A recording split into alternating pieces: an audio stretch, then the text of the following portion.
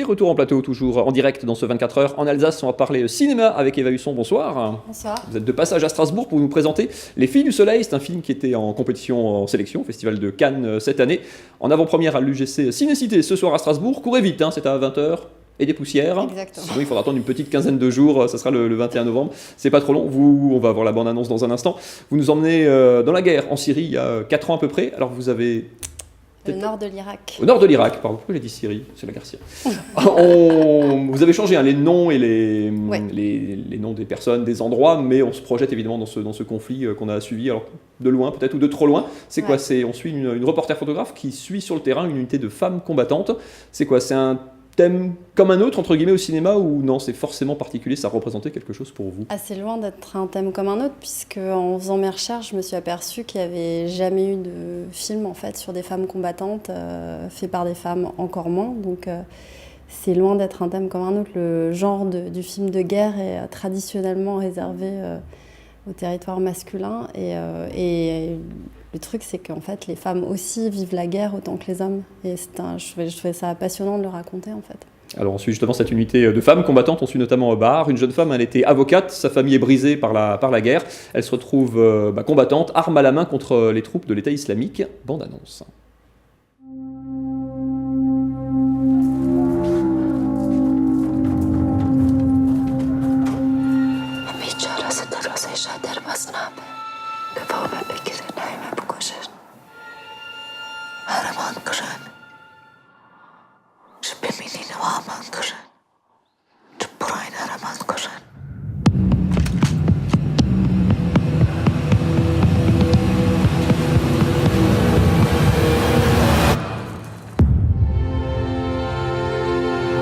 Mon unité est un peu différente des autres. Les filles sont toutes anciennes captives. T'as fait quoi comme étude?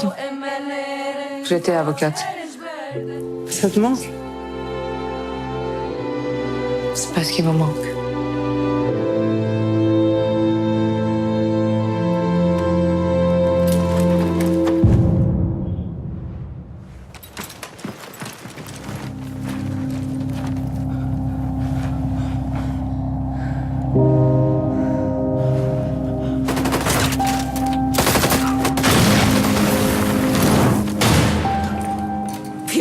Kan şer'a kan ya beceman dağın. Abe heriş bikin. Yani de gerek mi beni kuşsun? Tasta jeni zormanla destaha. Comment t'en es venu à t'engager? C'était ma seule chance de retrouver mon fils. Buntan lera sarkotana. Ama! Bu har khushki zindani man jangavar ed ladaik bua. Ki devait animuna?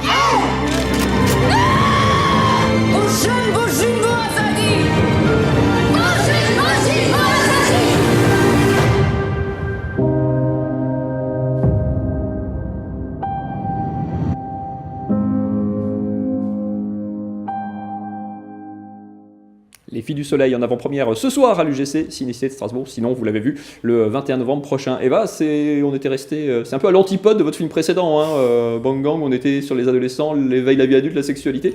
Oui, non. Comment ça m'intéresse.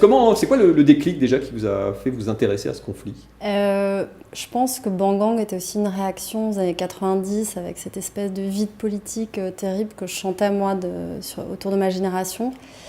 Après, moi, j'ai une histoire familiale particulière. Mon grand-père était soldat de l'armée républicaine pendant la guerre civile espagnole. Il s'est engagé en 1936 à 16 ans. Il a été parmi les premiers résistants, puisque les Espagnols formaient en fait la résistance française. Et ça imprime une marque très très forte sur le rapport à l'engagement, le rapport à l'idéal.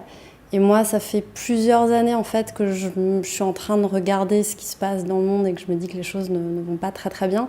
J'avais envie de faire un scénario autour de ça dès mon premier film, mais en fait, je savais que personne ne mettrait un euro là-dedans parce que ce serait mon premier film. C'est dur à vendre un film comme ça? Enfin, à faire financer en l'occurrence. Ouais, déjà en deuxième film, c'était très compliqué. Un film avec des femmes qui font la guerre, qui parlent kurde, avec des actrices, c'était pas évident. Mais pour le coup, je dois tirer mon chapeau à ma productrice Didar Doméry, qui a fait un travail extraordinaire parce qu'elle a bouclé le financement en quasiment 6 mois ou 1 an, je sais plus. Enfin, ça a été très très rapide pour un truc comme ça. Mais en tout cas, la place de l'individu dans le collectif, le rapport à l'idéal qui soit complètement absent. Il y a une vraie dimension politique, parce que ce que je veux dire, c'est qu'on prend la guerre en pleine figure. Hein. C'est dur, c'est violent, c'est les exécutions, c'est le viol, c'est l'esclavage sexuel de ces femmes, c'est la guerre. Mais comme dit, au-delà de ça, ces femmes qui s'engagent, il y a un engagement politique global. Et je crois profondément en fait que dans toutes les situations les plus dures, les plus sombres, il y a toujours des gens qui arrivent à se battre pour la lumière, en fait, à être vraiment dans cette espèce de volonté de reprise en main du destin et aller vers la lumière. Et je crois qu'il ne faut jamais perdre ça de vue, même dans les temps les plus durs. Et c'est ce qu'elles m'ont inspiré, en fait, ces femmes, et c'est ce que j'espère qu'elles peuvent inspirer à d'autres femmes et à d'autres hommes, c'est cette idée de l'être ensemble, du travail ensemble, d'aller vers la vie. C'est un film où il y a énormément de guerre, mais il ne faut pas oublier que c'est un film sur les gens qui sont en vie dans la guerre et qui vont vers la vie et qui travaillent en fait très très activement pour être dans la vie. Tout ça c'est montré au travers de cette photographe que l'on voit dans le film, et cette photographe c'est un petit peu vous en fait, parce que c'est vous qui voulez montrer ces choses-là. Alors, je ne m'avancerai pas, je ne suis pas reporter de guerre, hein. C'est un vrai métier, c'est des gens qui prennent énormément de risques et qui ne sont pas reconnus à la hauteur de l'énergie qu'ils y mettent à l'heure actuelle.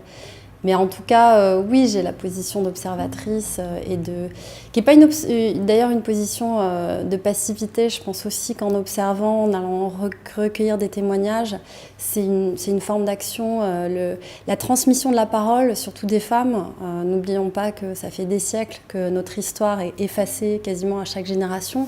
On a peu de modèles forts sur lesquels on peut se former.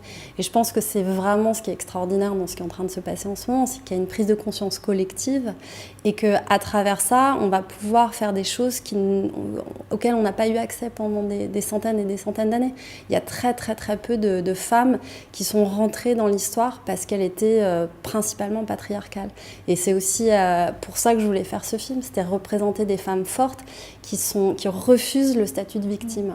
Ça nous renvoie aussi à notre statut à nous d'observateurs un peu lointain quand vous mettez ça sur la table sous nos yeux. On prend ça un peu en pleine figure, hein, parce que ça reste assez violent. Il y a, ça nous renvoie un peu à notre propre lâcheté, à notre propre passivité par rapport à ces événements. Mais c'est pas que de la lâcheté et de la passivité, c'est très dur de s'identifier à des gens qui sont à des milliers de kilomètres de là. C'est très dur de comprendre ce que c'est la guerre quand on la passe sous les yeux. Enfin, quand on la voit sous les yeux dans votre caméra, là, on comprend bien. Enfin, voilà, mais c'est l'intérêt de la fiction aussi. La fiction, elle passe par le parcours émotionnel. Je pense qu'on a tous des réflexes de survie quand on voit un journal et quand on voit pour la 200e journée consécutive qu'il y a la guerre au Moyen-Orient, ou encore une fois entre Israël et la Palestine, c'est extrêmement déprimant. Et donc comment ne pas avoir une stratégie de survie et de distance face à ça? Alors que quand on est dans un film, je pense qu'il y a une espèce de distance de sécurité qui fait qu'on se laisse à être dans l'empathie. Et pour moi, l'empathie est vraiment mère de beaucoup de choses, de tolérance et d'accompagnement, de compréhension. Merci beaucoup, Eva Husson. Ça s'appelle Les Filles du Soleil. C'est ce soir, si vous êtes très rapide ou dans le secteur, à l'UGC Ciné-Cité de Strasbourg. Sinon, le 21 novembre, allez le voir. Vous prendrez une bonne gifle, mais parfois, ça fait du bien. Merci beaucoup et longue vie à ce film.